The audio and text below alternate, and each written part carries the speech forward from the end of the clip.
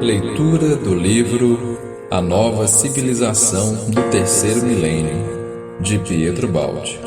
Capítulo Problemas últimos.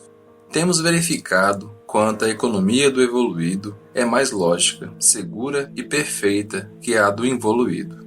A sabedoria do Evangelho confirma-nos plenamente a tese. Diz-nos ele: não acumuleis tesouros na terra, onde a ferrugem e a traça os consomem e os ladrões os desenterram e roubam. Acumulai, ao invés, tesouros no céu, onde nem a ferrugem nem a traça os consomem e os ladrões não os desenterram nem roubam. Porque onde está teu tesouro, aí está também teu coração. Mateus, capítulo 6, versículo 19 a 21.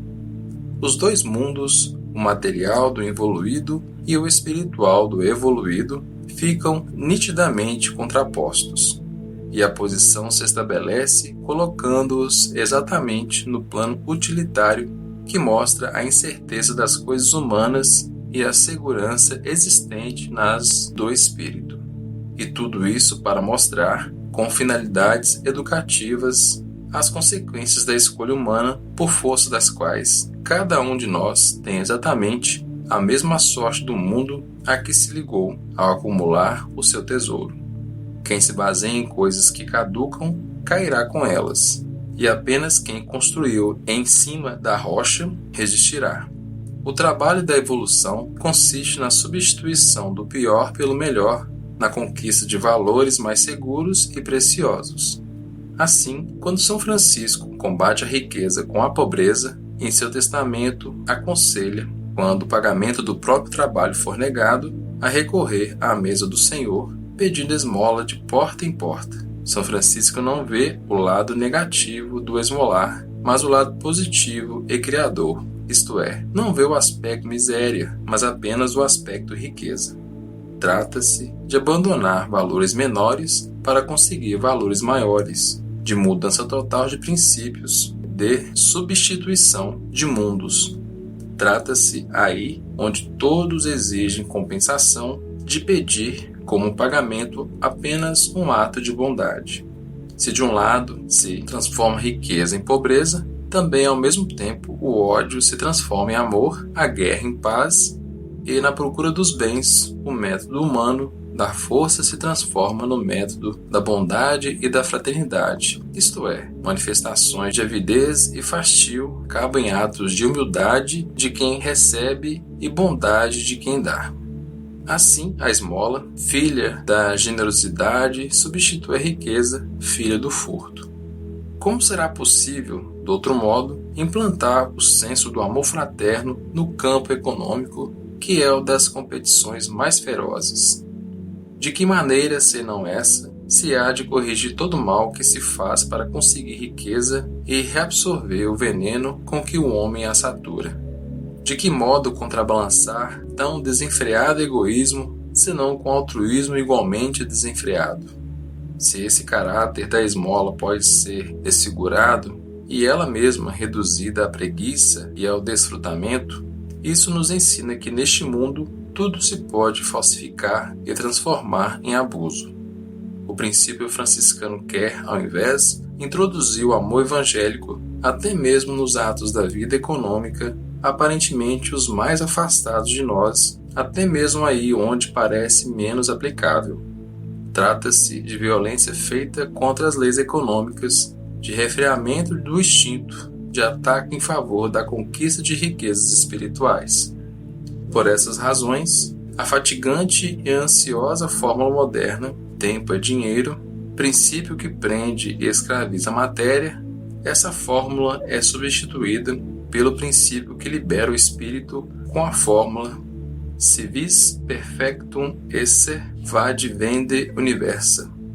Se queres ser perfeito, vai e vende todas as coisas. Quando chega a esse ponto, o homem finalmente descobre o segredo da felicidade. E todo o segredo consiste em, como fazia São Francisco, substituir a imperfeita economia humana pela perfeita economia da natureza. ou seja, em saber manejar as forças vitais de acordo com a vontade de Deus e não conforme a do homem, isto é, em não agir contra a lei, mas em conformidade com ela. Isso significa trabalhar do lado do bem, afirmativo e construtivo, e não do lado do mal, negativo e destruidor. Viver em harmonia com Deus significa construir a si mesmo e a própria felicidade. Viver em desarmonia com Deus e revoltado contra Ele significa autodestruir-se e criar a própria dor. De acordo com a lei de dualidade, cujo estudo aprofundaremos no fim deste volume, o universo é bipolar, cortado e reunido nessas duas partes opostas, inversas e complementares. As correntes de força que o constituem são de dois tipos de natureza contrária. Trata-se de dois dinamismos opostos que, se aparentemente se excluem, na verdade se somam e se parecem entrechocar-se e na realidade colaboram. O homem pode escolher a corrente positiva, ascensional, que progride em direção ao bem e à alegria, ou a corrente negativa, descendente, que retrocede para o mal e a dor. Por mais que o homem se projete para fora de si, de fato sempre trabalha em proveito próprio. Se ele desencadear as forças do mal, embora querendo fazê-lo contra outros, desencadeá-las em sua própria direção, contra si mesmo. Então, com as próprias mãos construirá triste destino para si, maculará o próprio ser e envenenará cada vez mais a própria vida. E perseguido por seu passado, lhe será cada vez mais difícil parar e finalmente se precipitará no abismo da autodestruição.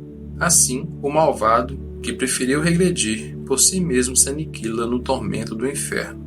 Agora não estamos mais falando como fizemos do evoluído com o primitivo ainda não desenvolvido, inferior apenas no que diz respeito à sua natural posição na escala evolutiva, e não porque a maldade o tivesse degradado. Estamos falando é de quem se tornou evoluído porque espontaneamente regrediu e por isso é muito mais culpado. Estamos falando do homem que não é mais besta, mas deseja continuar sendo besta. Quer dizer, trata-se do caso muito mais raro do malvado típico.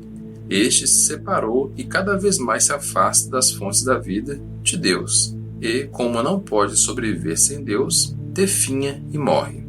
Morte verdadeira, morte desesperada. Contudo, isso é lógico. Se o homem é livre o suficiente para construir o próprio destino, todavia não pode, nem é livre ao ponto de tornar-se capaz de destruir a lei, de tornar-se árbitro da vontade de Deus. Se pode escolher, e até mesmo escolhe, o caminho do mal, isso é assunto particular seu e não pode impedir a atuação da lei que ele não pode dominar. As consequências de seu modo de agir somente recairão sobre si mesmo, enquanto ele, no fundo, continuará sempre a obedecer aos princípios vitais e a servir o bem. Apenas para si mesmo pode semear desordem, alimentar o mal.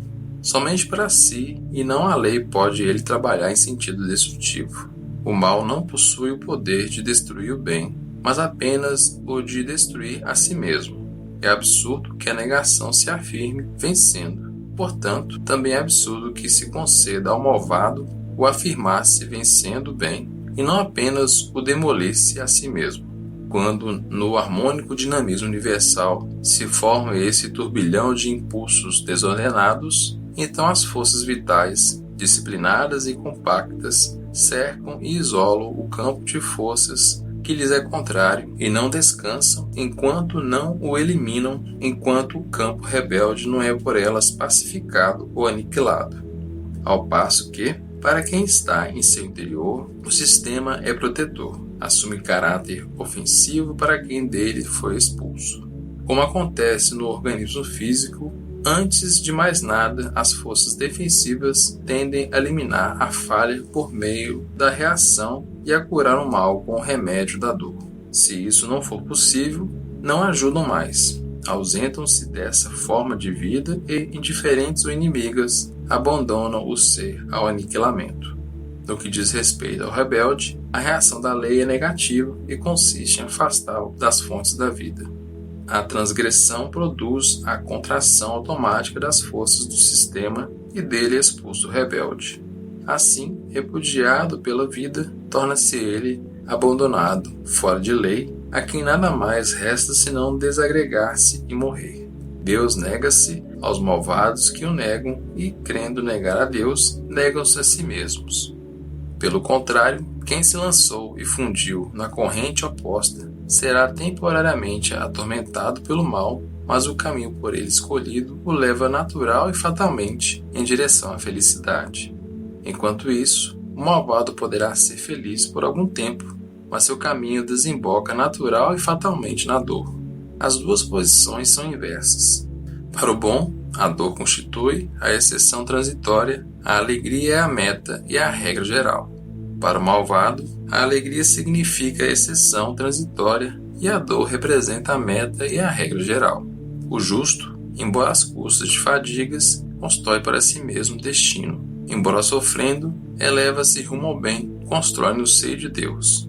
Está preso a fontes de vida e quanto mais progride, mais se lhes avizinha. Nela se nutre e assim vive de modo cada vez mais intenso.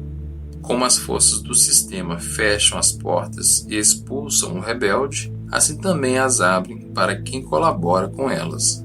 Admitem-no em seu seio, confiam-lhe funções e poderes, põem-lhe à disposição os seus próprios tesouros e acumulam-no de bens. O primeiro é abandonado, o segundo nutrido. O primeiro é expulso, o segundo admitido naquela comunhão chamada Divina Providência, em que se encontram as fontes da vida e a economia da natureza. Tudo isso até que ele vença o mal, a dor, a morte. Assim, enquanto o malvado se precipita na autodestruição, o bom ascende para a imortalidade. Então, o homem se anula, mas em outro abismo. O anulamento se verifica da mesma forma, porém, em sentido inverso. Isto é, não mais como morte, mas como vida, não por autodestruição, mas por fusão na divindade. Os dois anulamentos se verificam nos dois extremos opostos do ser, nos antípodas do binômio do universo. Assim, todas as forças do mal serão autodestruídas e todas as forças do bem haverão retornado a Deus. Todos terão atingido a meta que desejaram e os impulsos, livremente desencadeados pelos seres, terão concluído a sua trajetória. E, uma vez que os princípios estabelecidos por Deus produziram efeito, o imenso oceano do dinamismo universal repousará tranquilo, até que, com novo desequilíbrio gerador, como a luta entre o bem e o mal, depois da fase de repouso e paz, isto é, de dinamismo e repouso latente, o mal absorvido pelo bem, o motor não movido inicie nova fase de atividade e luta, quer dizer, de dinamismo atual. Todo o universo gravita em redor de Deus e aos poucos acabamos por nos fundir nele se escolhemos o caminho da ascensão. Por outro lado, se escolhemos o caminho que desce, apenas podemos acabar na destruição porque nos afastamos de Deus, única fonte de vida. O homem que evolui despedaça os vínculos vitais que o ligam ao divino. O homem que evolui os estreita e reforça. Este caminha em direção da luz, aquele se precipita nas trevas. O primeiro aproxima-se do centro do sistema de forças, que é também o centro do poder e da vida. O segundo afasta-se do centro para a periferia, onde há exaustão e morte. Um se dirige para o conhecimento, o outro para a ignorância. A ascensão significa construção de consciência, a queda, destruição de consciência. A consciência conduz à ordem, à adesão à lei. A inconsciência conduz à desordem, isto é, à rebelião. O livre-arbítrio representa a fase da formação da consciência e, portanto, fase de transição que existe para ser superada apenas se atingido o objetivo. Ou o mal se transforma em bem, ou se destrói. Assim, a liberdade ou finalmente adere e obedece à lei, ou o rebelde acaba sendo eliminado por destruição, tão logo termina a experiência que lhe motivou a concessão, porque é necessária a livre formação de consciência. Em suma, há unicamente um Senhor, Deus, o bem, e não obstante a liberdade, só se torna possível seguir este caminho, o que vai a ele, caminho que é também o da felicidade. A liberdade humana, relativa e limitada, não pode, pois, ultrapassar os limites impostos ao homem para seu próprio bem. Instrumento formador de consciência, a liberdade deve agir nesse sentido ao invés de desmandar-se em atitudes inconscientes e desordenar a ordem das coisas. Essa liberdade enquadra-se e canaliza-se de tal modo que ou caminha em direção a seu objetivo ou se destrói. Quem regride para a inconsciência perde a faculdade de compreender e perde, ao mesmo tempo, a liberdade. Quem progride em direção à consciência também a perde, porém, como fusão na vontade da lei. Verificamos repetir-se aqui, em relação à liberdade, o mesmo processo de anulamento que, com respeito ao indivíduo, vimos anteriormente. No primeiro caso, o isolacionismo egoísta do ser isola-o das forças da vida. Estas, percebendo esse princípio que lhes é contrário, insurgem-se contra ele e, a fim de se livrarem dele, expulsá-lo do sistema, rodeiam-no e cercam-no, envolvendo-o em envoltórios cada vez mais densos e apertados, em que o comprime até esmagá-lo. Quer dizer, o ser caminha rumo ao próprio aniquilamento por compreensão. Assim, a liberdade se restringe cada vez mais até perder-se no determinismo da matéria. No segundo caso, como o ser se liga altruisticamente com todas as coisas, funde-se também com as forças da vida, estas, percebendo a manifestação do princípio que lhes é próprio, deixam-se atrair por ele, amontoando-se-lhe em torno e circundando-no, procurando livrá-lo dos invólucros da forma a fim de permitir-lhe expansão cada vez maior. Em resumo, o ser caminha para o próprio aniquilamento, mas por expansão. Assim, a liberdade se dilata cada vez mais em razão da consciência até perder-se na vontade da lei. Para os conscientes, verdadeiramente existe só uma liberdade: a de aderir consciente e espontaneamente à perfeição da lei. Quem compreender isso, naturalmente, nada pode pedir de melhor do que querer em unissono com a vontade de Deus, nela fundindo e perdendo a própria vontade. A vontade de Deus, aliás, será a sua, porque a lei representa o melhor, a maior felicidade. A irresistível tendência dos seres à perfeição participa da estrutura do sistema. O ser fatalmente segue essa tendência e a lei irresistivelmente o atrai, porque ela representa a perfeição. Ao conceito dessa perfeição não pode relacionar-se o de incerteza na escolha, mas apenas o de absoluto determinismo. Percebe-se que a oscilação da vontade entre soluções diversas só se torna possível em fase de formação e não em estado final de perfeição. Ao mesmo tempo que o ser ascende para a plenitude da lei, é natural também ir a liberdade perdendo-se livremente, reabsorvida no determinismo da perfeição. É lógico que quem compreendeu e encontrou melhor apenas procure fazê-lo atuar. É lógico que prefira a solução retilínea, a resultante imediata do máximo rendimento obtido com o emprego do mínimo meio, e a prefira à oscilação de vontade incerta, porque não sabe e que é capaz de perder-se na ignorância e na imperfeição que o tornam descrente de si mesma, fazendo-a entrever múltiplas soluções possíveis, quando sabemos que na perfeição não pode nem deve existir senão uma, a melhor.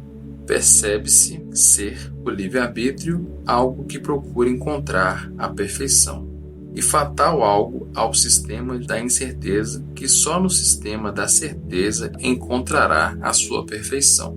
O livre-arbítrio não passa de vacilante filho da cisão entre o homem e Deus, cisão que a evolução faz desaparecer.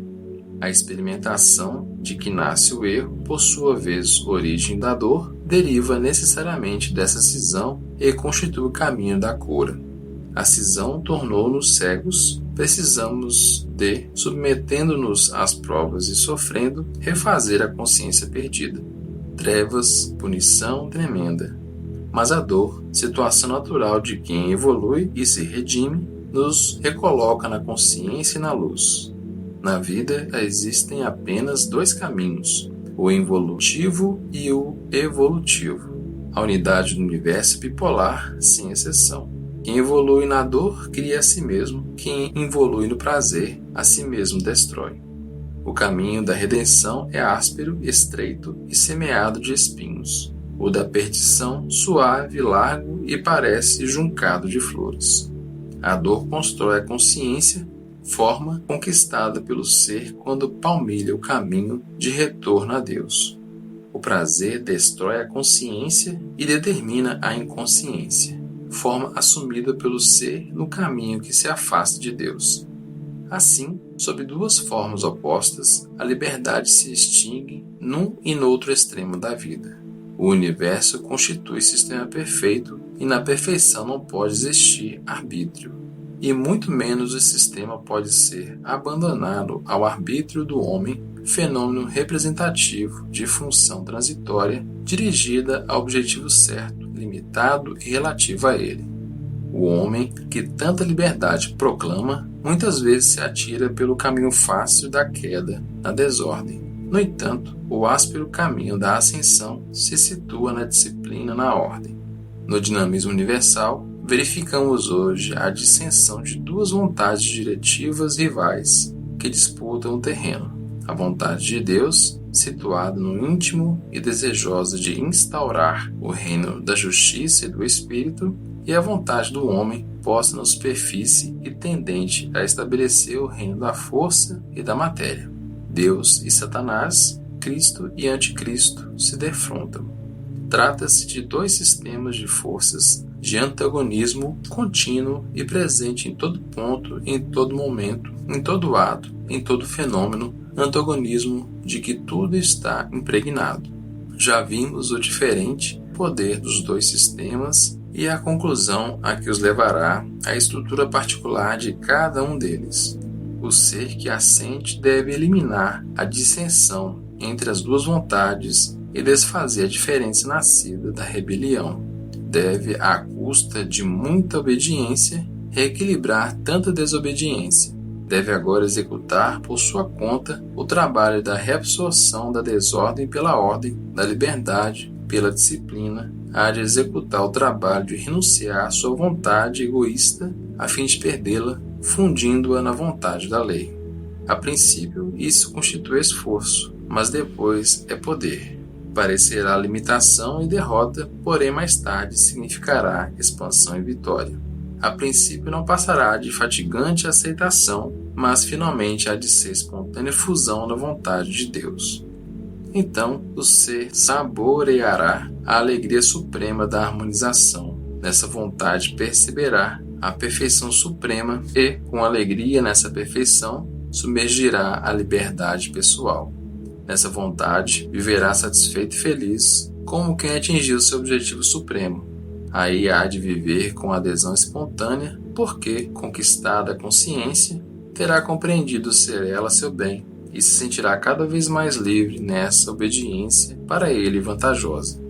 Além da incerteza dos que, embora não o conheçam bem, procuram o que lhes é verdadeiramente útil, que significado tem a oscilação do livre-arbítrio? E quando o ser houver adquirido consciência útil, como pode continuar escolhendo, oscilando, quer dizer, vivendo na incerteza? O melhor pode ser apenas uma coisa só, e quando tivermos encontrado, nos impede a escolha. Aí, a grande cisão entre o homem e Deus desaparece e a luta, filha da ignorância, se acalma. Então, o ser sabe querer apenas o que Deus quer e isso lhe constitui a maior alegria.